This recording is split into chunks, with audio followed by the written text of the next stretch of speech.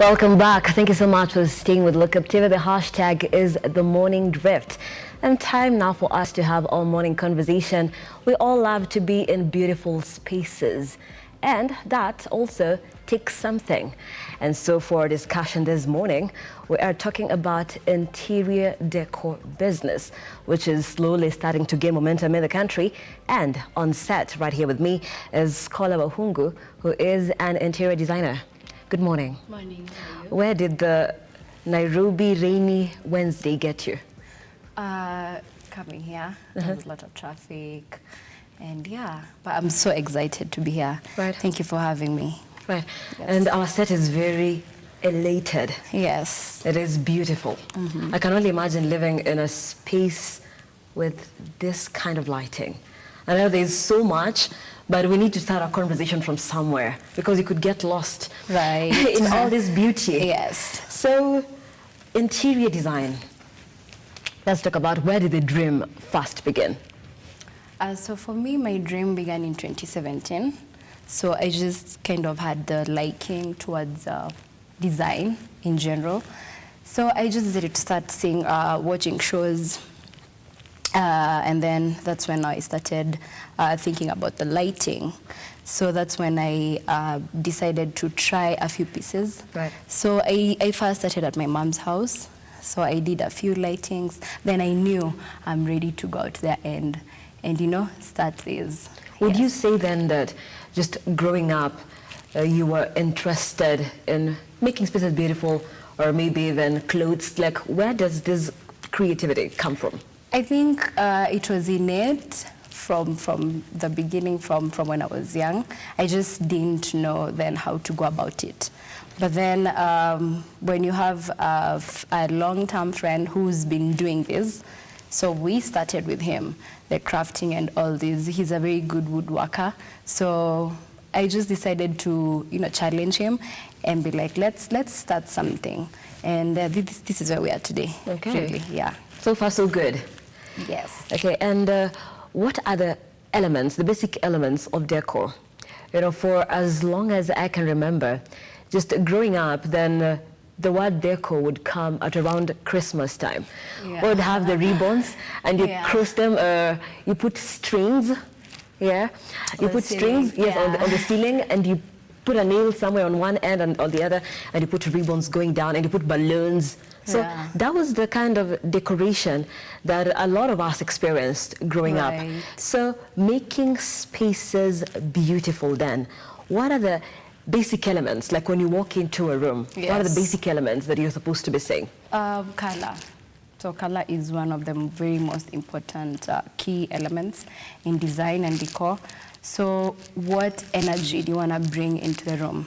For example, if you do red, it has a lot of it's very intense. Right. So when you do maybe greens and blues, it's more cool, it's tranquil, it's, you know, a bit toned down. Okay. So it's kind of what energy are you looking for to get into the room? You know, for people like us who appear on the screen, then Right. for me wearing red is bold.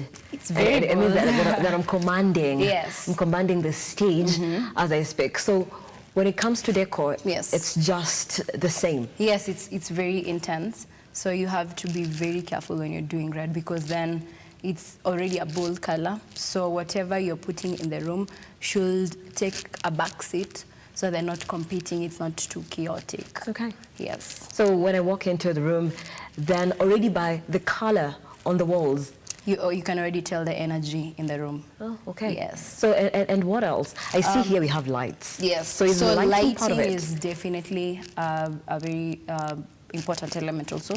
So it can be natural light, which comes in from outside, and then also the artificial light. So this is now what we are about, you know. So the different sources of light, you can have the table lamps, you can have the floor lamps, you can have the chandeliers and the beams. So it kind of just depends also with the need for the lighting. Okay. So the cool lights are, you know, mostly when you just want to chill and everything, but when you want to study or work, then you need the white light, warm lights for, you know, for entertaining and all these things. So you just kind of have to figure the needs of the room to get the, now it's all interrelated. Okay, and just looking at areas, I don't have to mention names, but we know a lot of estates where buildings are back to back, 7 floors up, 10 floors up. Oh, that's and yes. There is no natural lighting. Yeah. So would these then come in handy? Yes, they would. Just it depends with how you also placement is very important.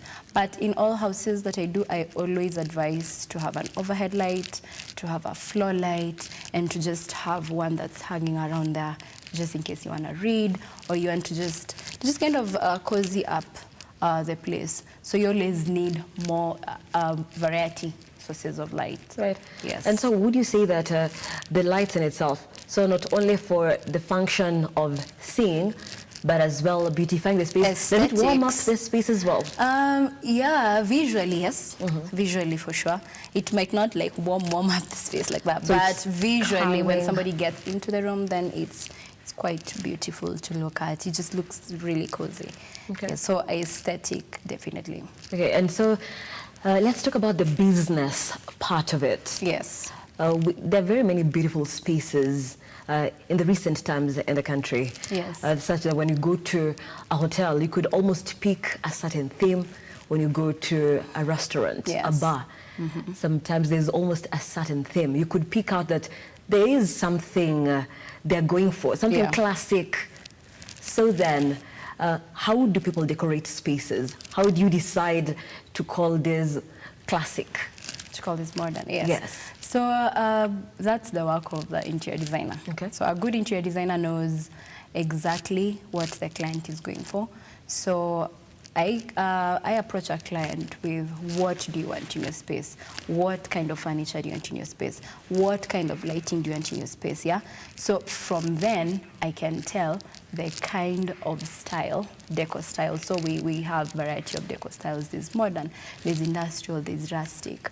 So depending on what exactly the client is telling you, so you have to really be sure about whatever the client is talking about. Okay. So with that, you can always tell the kind of style they're into and just execute it. So, and I know we do have, Director, we do have some of the images that Ski Decors does. So I believe we'll be running them. But even as we look to put them up right now, then talk to us about, say I come in and I want modern, maybe I'm the more hip type of a person. Yeah. Then I like my spaces just looking very clean and modern. Yes. So what would you advise I go for? So what I'd advise is furniture. Furniture, how the furniture looks, it has to have very clean lines. It can be, it's mostly sharp corners and stuff, not very curvy, but yeah, very clean lines, very clean wood. You know, whichever the color you decide on finishing the wood, but it has to be in very clean lines. And then it also has to be very minimal in nature. So it's not too crowded. Okay. So the space is kind of like there's the negative space, right? The space where you can navigate to, traffic areas. So there's always space. Space is part of design, actually. Okay. It's one of the elements. So you always have, in a modern setting, you always have to have that negative space very visibly. Okay. Yes. So, and looking at this light right here, I don't know if one of our cameras can just get this. So this is more like, is it sisal? Yeah. Okay. So yes. What kind of style is this? So this is a very, it's kind of a modern rustic in nature. So it kind of has you see the sisal kind of material. Right. Brings the outdoorsy in. So there's that. And then the wood is very modern finish. It's not rough, so it's very nicely textured. So that's kind of a mix of the two, yes. Okay. The two so, styles. and sometimes people get, they want beautiful spaces. Yes. So you see a couch, especially, recliners are what's in right now. Very many people love loving recliners. Yes. And so it's like, I want a recliner. Then when it comes to tables, whatever is in right now, is it like a nice glass table or is it like some nesting tables? Yes. Then you want that. So you might end up wanting a lot of good things, but they're not really fitting But in. it could be too much. Yes. So what advice would you give? So for the recliners, and you just, a good designer, that's what I'll say, should know what goes well with what. So the recliner might be a fabric, it might be fabric in material, right. The finish, and then it can also be leather. So it depends. When it's leather, it can really go well with, leather can go well with metal, yes, for that industrial kind of look. Because most recliners are metal. Are leather. Okay. So you can do some metal. If you're not too into metal like that, you can maybe make it gold. That would somehow go with it. But then you have to be very design specific, and color. Color is everything. So that kind of marries within the theme. So you need actually to narrow down and see what exactly defines you. Yes, and then lastly, for recliners, there's already a lot going on to look at. It's just not a couch. So you just need to be very minimal on the table. You don't want also the table to be going on, so that it's kind of like everything is everywhere. So, and for people who say more is more? You can have more is more, definitely. Maximalists do that. I have met clients who are maximalists, but what you do is also you can be maximal, but also in proportions. Right. So the scale is very important. So whatever you put in the space, as much as it's a lot, because there are people who really like a lot in their space, which is okay, but then there's a way you do it systematically and proportionally. Okay. Then it's gonna work, definitely. And what about, there's some spaces that can be very colorful, but they're still tasteful. Yes. How do you achieve that without color clashing? So we have a color wheel, so that's what guides us. So you know which colors can complement each other, which colors can be, we can have 3 colors in the same space, and that can really make the space pop. And then you see with interior design, the client is right. Just like client is always right. Yes, just like any business. So if this client is all about that energy, you have to give them that energy. You can't think of your style because it's their space. So with combining colors, we mostly use the color wheel, and when you approach a client, then tell them you have this and this and this option. So it's easy for them to So then you know within which range you can mix the colors in your space. Exactly. Okay. Yes. Oh, that's a good one. So, and then when did you make your first coin from the decor interior business? So 2017 is when I started, and then I attended the first expo towards the end of the year. Oh, that was crazy because I didn't really make a sale. I had done a lot of inventory thinking I'm gonna sell out, but that's just not how it happens mostly. So I sold a mirror for 8,000. So we have decorative mirrors. We also have the kind of like laid back mirrors, but we have the decorative mirrors. So I sold one. At least, yeah, that was my first sale in, that is 2017, around October. Yes, so that was my first coin. What would you say is the nature of business, or the current state of business for interior designers? I think just have a niche, really. When you have a niche, when there's something that sets you apart, then you're good to go. Yeah, it may take longer, it may take a while, because there's nothing easy, that. So business can be hard, and also when people are not making good money, the purchasing power goes low. Right. So you don't expect somebody to come for decor and they're struggling to survive. It's not a necessity, but it's just amazing how people are open to the idea of making their spaces their own. And they say that spaces can actually be healing. They can. Like for me personally, people come to my house and they're like, oh my God, your place is, it's quite something, but it speaks to me. It may not speak to someone else. Someone else might find it beautiful and very aesthetically pleasing, but for me, I made it functional, and at the same time aesthetically pleasing to me.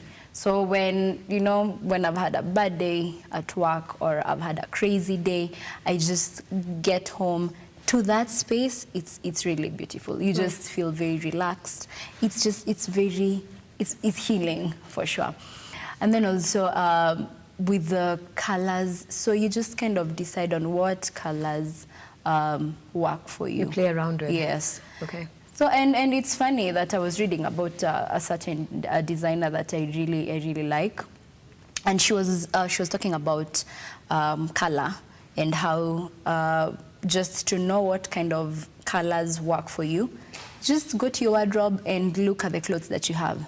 Mostly the clothes that are in there are going to inspire your decorative style. And it's very true, because I actually went and looked at my wardrobe. I was like, oh yeah, I'm more kind of neutral colors and stuff. I'm not very colorful in my dressing, in my fashion sense. So that kind of also, you know, informs a lot about inspires. how you do your interior How now, space. yes, it's really an inspiration. So you can try that and kind of see how that works out for you. Yes. And observe. Okay, I will do that. Yeah. And just looking at the business part of it, then capital.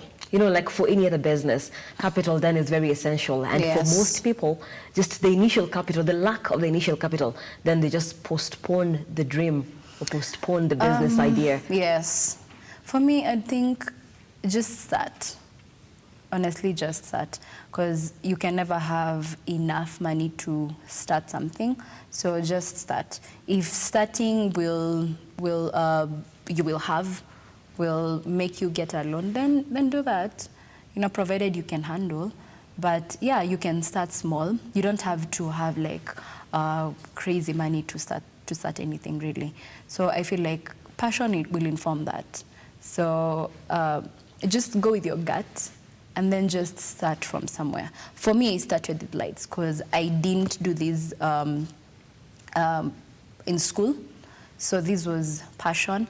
And then now I come to learn about it. I come to advance myself in it. Right. Yes. So because you will meet professional clients who just kind of want somebody who's done this. But when they actually see what you know, what you're saying and what you're doing, then they're like, you know what, doesn't really matter. You can hack, yeah. Yes. Right. And just looking at the prices, perhaps, then most people have the notion that decor pieces, just beautifying a space, is costly. Yeah. And you know, the high cost of living currently the Kenyans are facing. Yes. Then what would you say? Do we have to break the bank? No, you to buy don't. This? For this, no, you don't. No, basically for any other thing, you don't really. You do a space that you can afford. And then also, you can always do a project in phases. That really helps when you don't want to strain so much. And it's okay. But what I say is, personally, a good designer should advise you on what to go for with your budget. Okay. Yes. They're not supposed to just, oh, no, me only do for high-end. No. Tell you extreme things. Yeah, or just extreme things. Because what I find most designers go wrong is they just walk into a showroom, and they just pick pieces. We don't do that because we customize our lighting. You might not like our lighting, so we can get you the lighting that you want, but we customize our lighting, we customize our furniture, we customize our mirrors. So anything the client will need, we actually give them exactly what they are going for. Okay. Yes. And we do have to talk about all these pieces that we are seeing right here on our set. But before that, we have to take a very short break. This is The Morning Drift. Remember today's conversation, we are talking Marta's beautiful spaces, the interior decor business. Don't go too far.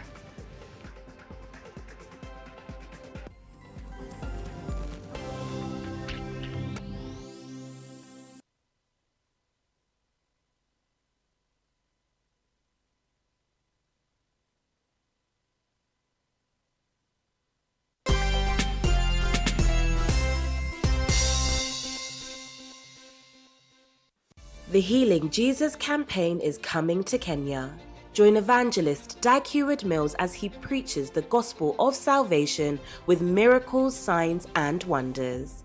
The campaign will be held in 2 towns, Tika on the 29th of November to the 1st of December and Nyeri from the 2nd to 4th of December at 4 p.m. each night. There will also be a dynamic gathering for pastors dubbed Identifying Dangerous Enemies Conference during the mornings of the Ticker campaign from the 29th of November to the 1st of December. In addition, there will be a pastors conference on the 3rd of December, which is the second day of the Nyeri campaign. For more information and registration, please call the numbers on the screen. +254 792 123 789 or +254 724 049 619. You can also visit the website ideckenya.org. Kenya will never be the same again after this encounter with the Anointed and His anointing through the Healing Jesus campaign. We will see you there. Ni wakati wa mkutano. Jioni kwenye kamati ya kijiji. Hadithi hii ilianza mwaka 1991. Vipi kuhusu ngano kwenye shamba langu kikauka? Haina haja. Tutakupa kwa njia pia tukapuje. Mkoa unaojiendesha wa Ninshahui ulitekeleza sera ya makazi mapya ya kuhamisha watu wa maeneo yenye umaskini ya Shiaigu ili waweze kujikimu. Ninatumaini sana kwamba siku moja jangwa hapa litakuwa kijani kibichi na mji wetu wa Mining utakuwa na miundombinu kamili.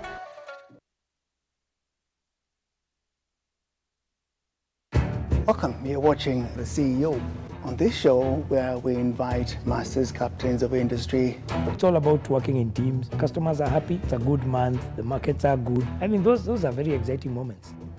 Ladies and gentlemen who tell us where and how to find money and put money in our pockets and how to go about doing business in the best possible way. For me, I'm not serving myself, I'm serving community.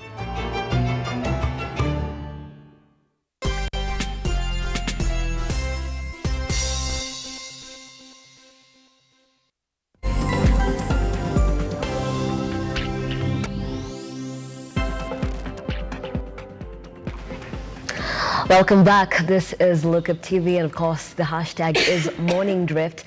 Nancy Nalima here, and today we're talking about the interior decor business. With me on set is Kola Bahungu, who is an interior designer, CEO and founder of Ski Decors. And of course, that is why we're seeing all these beautiful things right on our set this morning. And I want us to talk about all this, Scholar, and just looking at right over there. That is a chopping board. Yes. Very interesting, even the shape, I would say.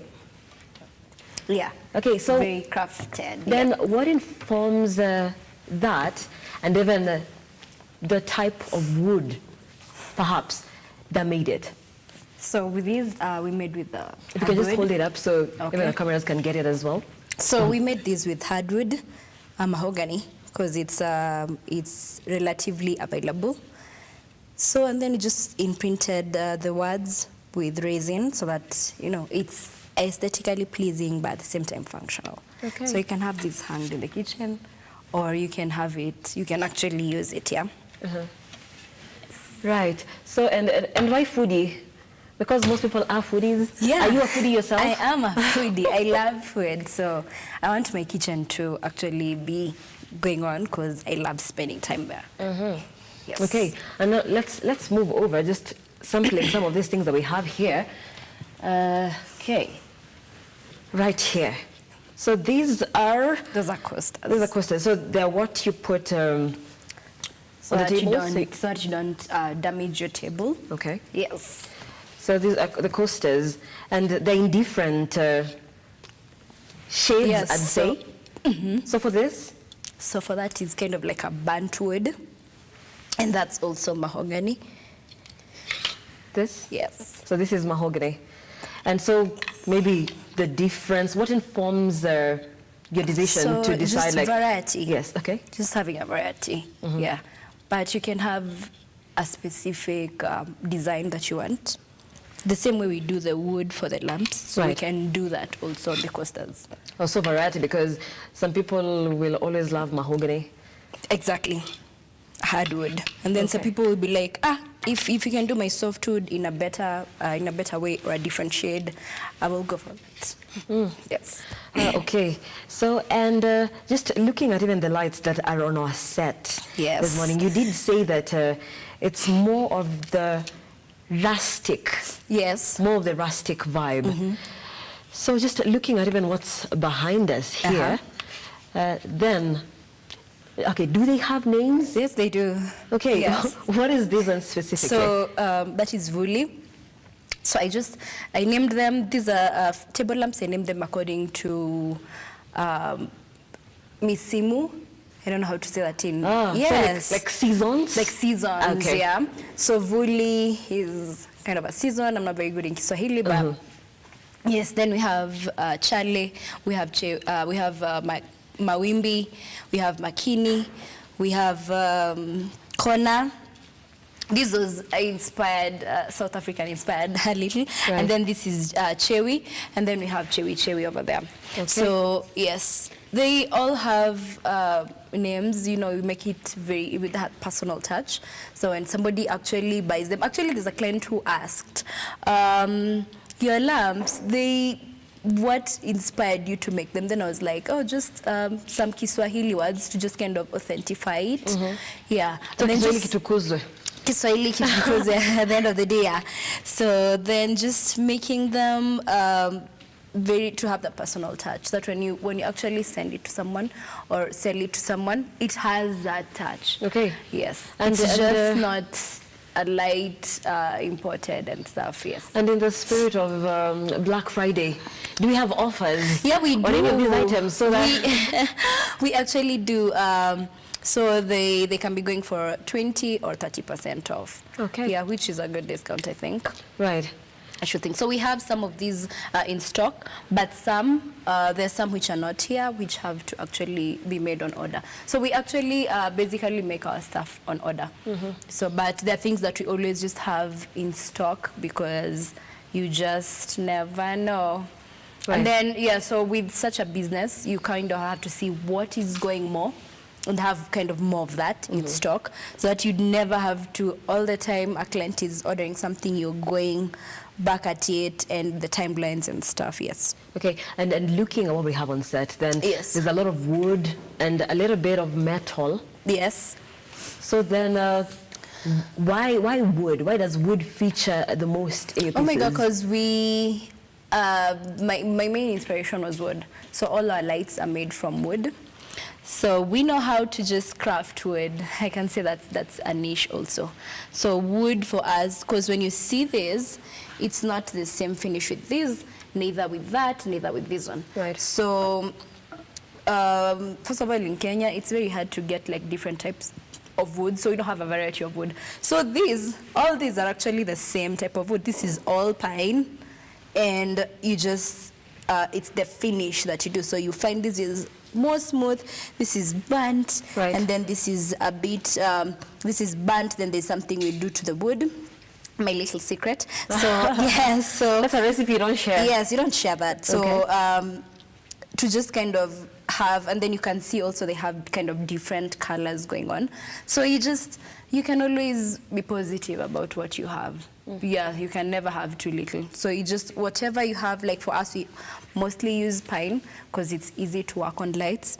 We can also use hardwood when the client wants, but this is easier to make it cheaper because it's softwood, and then now you can have a variety of finishes on it. Okay, yes. And of course the big question is it sustainable? That's Very, always a big issue. Yes, when people get into any business. So with our wood, we cure them before we start the process. There's curing of wood? Yes, wood is cured, okay, because then when wood stays for long, it starts having the black holes, like eating itself somehow. Okay. So you definitely have to cure wood, but also where you get it is very key.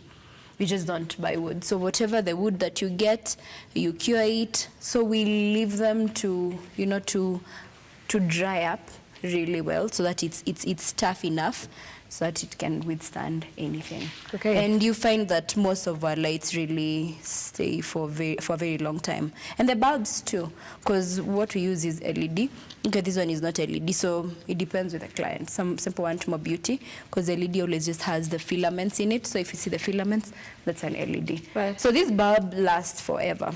Okay. And yes, you know, one concern also as a customer, when I'm buying a piece, a decor piece, then I want to know that it's going to take me a while before I can purchase another. Yes. Yeah. So then the quality. Investment, yes, the It quality. needs to be a worthy investment. Yes. So with the amount of money you're buying it for, it's value for money for sure. Because this you'll last with it. You'll actually be like, oh, I'm gifting someone. I just have to go redo this and gifting someone, because they will last.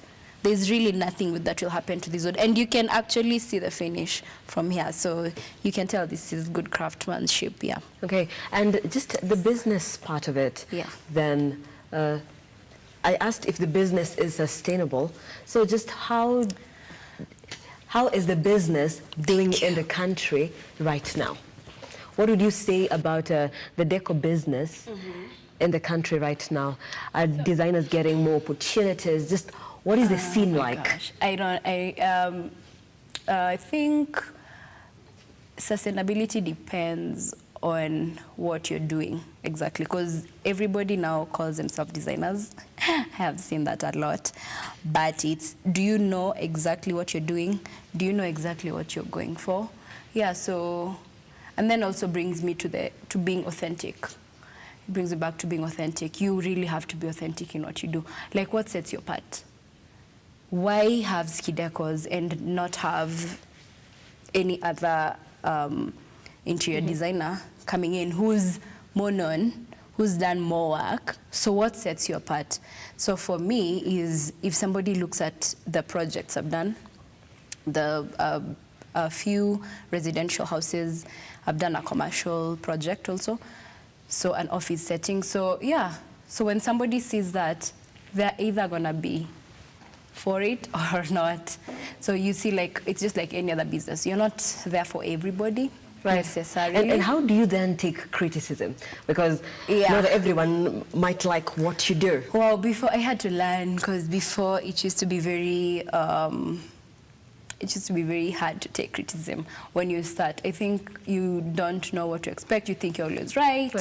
And then later is when you're like, oh no, I always kind of have to listen to what people are saying. So when I come up with, say, light or a mirror, I just kind of have to ask for feedback from people before selling or before putting it into the market, to just kind of see and get that feedback is very important. So from then I just started to turn it back and listen to constructive criticism, because it's very important. Okay. Yeah. And what would you say is your biggest fail? Sometimes you do, it could be an order, and then the execution, not what you expected. So have you had like a major fail? Yes. Okay, I can call it a fail, but I can call it an experience. Okay. So I was not very experienced in doing projects before I did my first project. So I underquoted, unfortunately. So yeah, that can be a lot, because there are people you have to pay. I have a whole team. So you see, that's me on the crossfire. And then and then also timelines. Timelines is really crazy. So take up a project. What I'd say is when you're taking up a project, just be very specific about the timelines.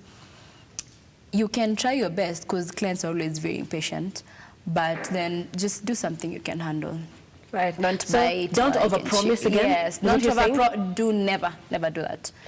Like what we know for a lot of fundis, they'll tell you, from tailors to fundis, like the once a week furniture. Tell me about They'll tell you, come on Friday, then Friday turns into next week on Monday. Yeah, then turns into that other Friday. Right. So you always, with me, what works for me is, once I give a client the quotation and then they ask for the timeline. So you give a timeline, but you add maybe 2 weeks, maybe like 14 days or 15 days more. So that just, you give your team enough time to work around everything. Because it's always crazy. And then now it's your name on the line. It's you who they're in contact with. And you have to kind of protect your name. Because you need business at the end of the day, yes. So what are the don'ts in the interior decor business? I'd go for, when you're decorating any space, don't start with the small pieces. That will not work, because you end up buying very many small pieces, and then what that does is, now when you're finishing up the space, you're like, oh, these look nice, these look nice, so it's not really fitting into the space. So always start with the bigger, the larger pieces. So you talk about larger pieces. What exactly do So we mean? are talking about the furniture. We're talking about the table, the coffee table. Like for instance, a living room. We're talking about coffee table. We're talking about a TV unit. We're talking about the couch. So the colors will inform the smaller pieces. When you have the couch ready, when you have the coffee table ready, when you have the TV unit ready, it's very easy for you to now put the cushions and the throw pillows and the linens and the throw covers. Any other thing will be informed by the colors that are already, you know, underlined. Okay. Yes. And then a tiny house or a very small space. Yes. A bed seater perhaps. Then people still want beautiful spaces. Yes. No matter how small they are. But it could be hard to decorate a small space as small as a bed sitter, because now there is the bed, then there could be a couch, then there could be your dishes not very far. Yeah, everything I know, like it's very is cluttered. all together. Yes. So what would your advice be for someone who has a very small space? Oh, small spaces, apparently, to me personally, small spaces are the best to work with, because there's not really so much to be done, but there still is. So what you do with small spaces, functional, make it as functional as possible. Right. Yes, it will be beautiful because it's your space. You have to get something that's beautiful, but still it has to be functional, because you can't have a piece that's not functional. You can't have bed sitter, then you're there with a whole recliner set. That cannot work. So you kind of have to be very functional, very intentional. Okay. So measure. For me, I don't have a very big house, it's one bedroom, but what you do, you have to measure the spaces. Oh, this is how the couch will look like, because you don't have so much space. So you kind of have to fit everything in that space without making it look cluttered. And then what also advice for a small space, always have a round table. Yeah, don't do a rectangular or... Right. Yes, because a round table always just gives room for traffic, for navigation. So it can be a small space, but then there's a round table, then it looks quite neat. So with a small space, just have functional stuff. So you can have, for example, for a bed sitter, the couch, you can just have storage underneath. For the TV unit, you can definitely have storage also on in there. Yeah, so just different places where you can, you know, tuck in the nitty-gritties that you don't really need to show out there. Right. Yes. And what about mirrors? I know, because I'm also interested in beautiful spaces. Yes. Then I read a lot and see a lot of images about how mirrors can transform a space. They do. So mirrors, actually, the first thing they do is, before beautifying a space, they make the space appear bigger. So the room is the same way it is, it doesn't change, but once you put a mirror, then the reflection kind of makes it look further. So that's why a lot of fast food joints then have those mirrors. So they look like it's opened up, but it's not really a big space. Right. But to you visually, you'll be like, oh, okay, this is nice. So always mirrors accentuate the space. So they make it bigger, they make it brighter. So, and also with mirrors, also placement is key. You cannot put a mirror opposite to the TV. Yeah, so probably you can have it on the entryway, you can have it above the sofa, you know, something that also placement is very key. Something that is going to accentuate the space. Okay. Yes. And then what are the opportunities that are there, apart from now being approached by a client? You did mention something about an expo, an exhibition, you did say. Yes. So what are some of those other opportunities that are there for interior designers? We know that there are even more that are upcoming. I think just, I will say this, but you know, friends, you can use your friends, you can use family to help. Yes, which, you know, when you listen to people's experiences, they don't usually do. You know, the most clients you get is from online. Right. People you don't know, strangers. But also just start from somewhere. You can start with your own house and just transform your own space and then market that, and then you start getting clients. That's what you do. And then also... so you don't necessarily have to reach out to a bigwig for you to make it in this industry? Not really. You just have to... These days, concert with YouTube, I think it's a really good place to market, to just kind of maybe have a video and then you're talking about the space. But then if you're going for this business, then you really have to do your homework. Like you really have to dig deep. What has inspired my space? Like why did I do this and not this? Why did I do this style?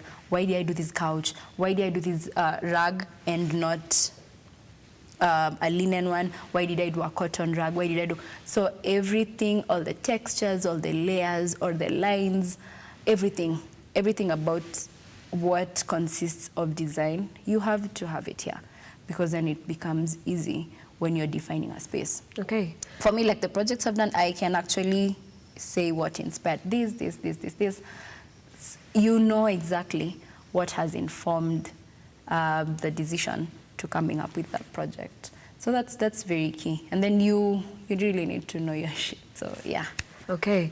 And just looking at the business part of it. Yes. So you've had your business all the way from 2017. Yes. So what would you say is how are Kenyans embracing the interior decor into their spaces? Oh my God, first of all, big up to landlords, because they've kind of become a little flexible, a little easy to allowing people to create their spaces when they're there. Because, they'll not live there forever. So I've done a lot of rented apartments. So I just feel like people are embracing the idea. People have, you could look on YouTube and you see how people have some really beautiful spaces going on. So that is showing you that the trend is, it's coming up. People are starting to be aware of, you just don't want to it's a house. No, you actually want a beautiful space where you can share with family or with your friends. So yeah, it's going up, which is a good thing. And the best part is dealing with middle class people, because they're really going for it. Yes. Right. Yes, for sure. So would you say that those are your major clientele? Yes, that's my major clientele for now. Yes, I'm open to, high-end and stuff, but that's a clientele that it's very easy to work with, because they exactly know what they're going for. Okay. Yes, but you also did say that then people have to, you can customize, and of course, depending on the client's budget. Yes. Then you can work with that and with the available materials within that budget. Yes. Mm-hmm. So with the budget, never be scared of a budget, because at the end of the day, you are to buy a couch, you are to buy a table, so you're always going to spend, right? But then how are you spending it? Because there are pieces you buy, you want to stay with for long. They have to be durable.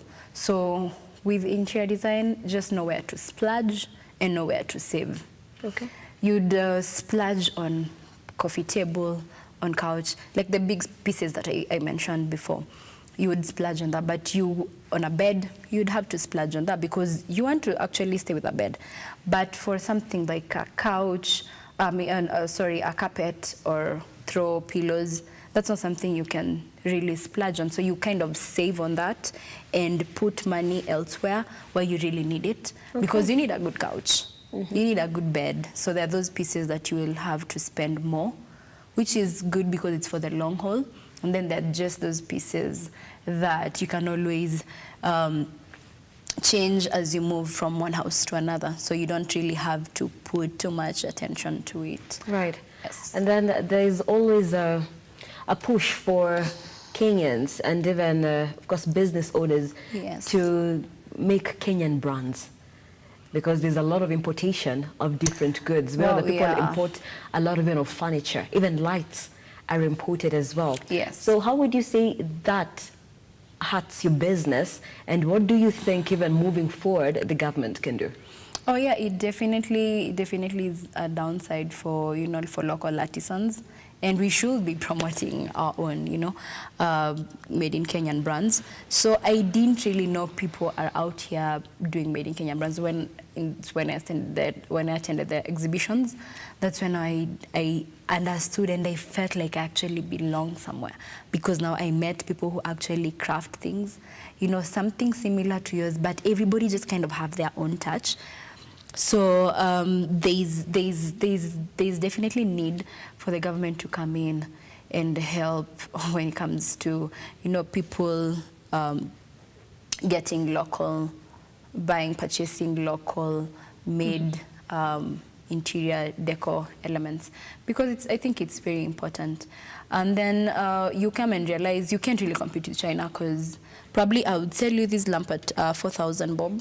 This one goes for 4,000 bob, and you would get something like this China imported for what, 2.5? Right. So it's they can't really compete. So it's sort of kills the market. Yes, exactly. So that's not the person you're going for. If somebody wants to buy that, they'll buy that because it's definitely cheaper.